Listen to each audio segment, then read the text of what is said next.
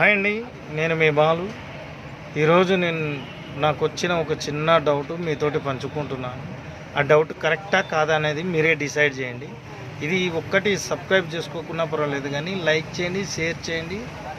And ఇంకా ఆ తర్వాత మీ దయం ఉంటే సబ్స్క్రైబ్ చేసుకొని లేకపోతే లేదు. ఓకేనా? ఇప్పుడు దేని గురించి అంటే, కొన్ని రికార్డింగ్ సెంటర్లు ఉంటాయి కదండి, ఆ రికార్డింగ్ సెంటర్ల గురించి నేను మీతోటి పంచుకుంటున్నాను.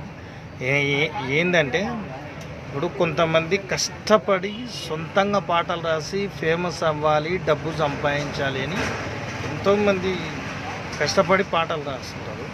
ఆ పాటలు తీసుకొని ఆ స్టూడియోకి అన్న రికార్డింగ్ జరుగుతుంటే, ఒకవేళ మాకు వాళ్ళు కావాలి వీళ్ళు కావాలని పాంప్లెట్లు పంచుతుంటారు, వాట్సాప్లో పెడుతుంటే దోలాడుకుంటూ పోతారు. పోయినాక ఛాయిస్ ఇస్తారేమో అనుకుంటే వాళ్ళు ఛాయిస్ ఇస్తారో లేదో తెలియదు.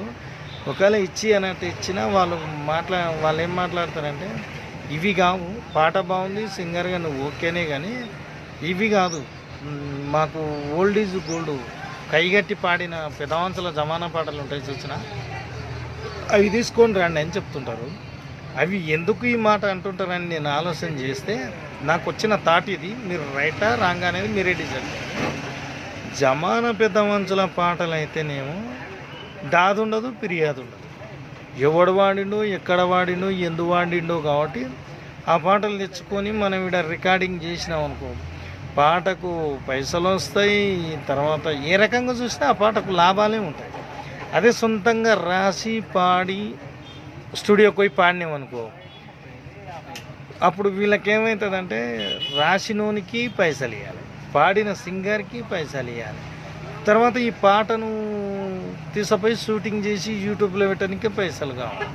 ఈ తదంగం అంతా ఎందుకని అలకగా వచ్చే పాటలను కైగట్టి పాడిన పాటలు అయితే దీనికి నేను ఓనర్ అనే తోడు ఉన్నాడు కదా, అందుకని కైగట్టి పాడిన పాటలను తీసుకొని రాని మేము మీకు అవకాశం ఇస్తామని చెప్తున్నాం.